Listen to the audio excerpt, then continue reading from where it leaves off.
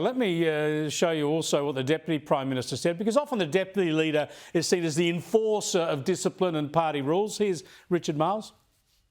We want to walk down a path of bringing Australians together, and to be at this moment suggesting that we're going to expel people for a particular view would be doing precisely the opposite. And ultimately, Fatima Payman is a person who is making a real contribution in the Senate on behalf of the Australian Labor Party. She wants to continue to do that, and she will.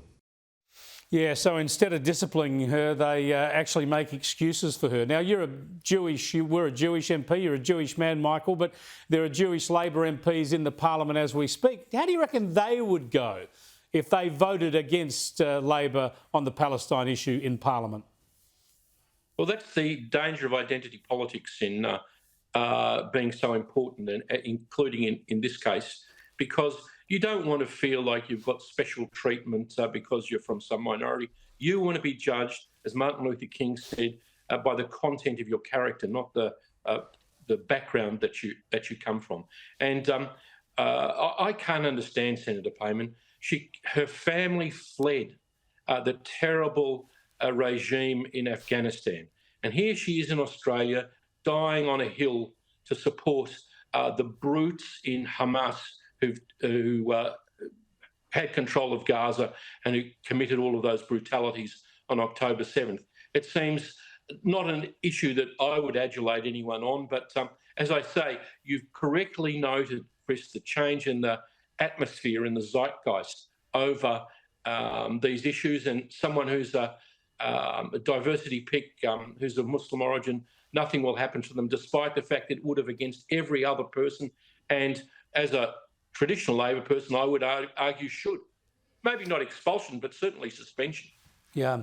Now, it comes to this issue of why Muslims around the world support the Palestinian cause. Obviously, there's the warmer, I think, is the term, this sort of brotherhood of Muslims around the world. Well, they'll support each other. That's something for people to make in their political arguments. But you make the very powerful point that Senator Payman came from an Islamist extremist regime where women were discriminated against, where there was violence and bloodshed. She came here as a refugee. So the last thing you'd think you'd support is an evil Islamist extremist regime like the Hamas one that's now been overthrown in Gaza, where they throw LGBTQ people off roofs, where hundreds of women are killed in honour killings, where the rape of Israeli women, the sexual violence was documented by the UN, and this is something that the zeitgeist